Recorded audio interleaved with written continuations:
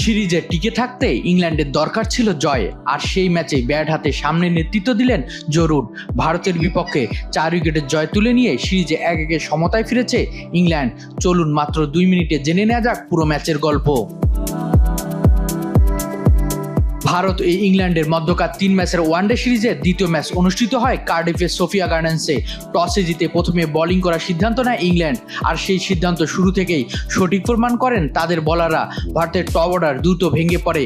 বিরাট কোহলি, শুভমান গিল ও রোহিত শর্মা দ্রুত ফিরিয়ে দিয়ে ম্যাচের আধিপত্য বিস্তার করে ইংল্যান্ড। মাঝের সারিতে শ্রেয়াস আইয়ার 66 রানের গুরুত্বপূর্ণ ইনিংস খেললেও অন্য ব্যাটারদের কাছ থেকে বড় কোনো সমর্থন পাননি। ফলে 44 ওভারে 233 রানেই অল আউট হয়ে যায় ভারত। ইংল্যান্ডের হয়ে জোফরা আর্চার, গাস অ্যাটকিনসন ও সাকিব মাহমুদ দারুণ বোলিং করেন।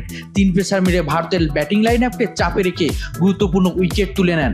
234 রানের লক্ষ্য তাড়া করতে নেমে ইংল্যান্ডের শুরুটা সহজ হয়নি। 125 রানে 5 উইকেট হারিয়ে আবারও ম্যাচে ফিরতে চায় ভারত, কিন্তু সেখান থেকে নিজের অভিজ্ঞতার পরিচয় দেন জো রুট। চাপের মুহূর্তে দুর্দান্ত ব্যাটিং করে অপরাজিত 99 রান করেন রুট।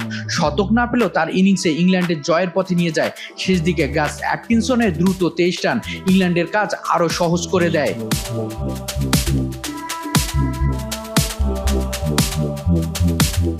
শেষ পর্যন্ত 4 উইকেটের জয় নিয়ে সিরিজে 1-1 সমতায় ফিরে ইংল্যান্ড। জো রুট তার অসাধারণ ব্যাটিং এর জন্য ম্যাচ সেরার পুরস্কার জিতে নেন। এখন সব নজর তৃতীয় ও শেষ ওয়ানডের দিকে।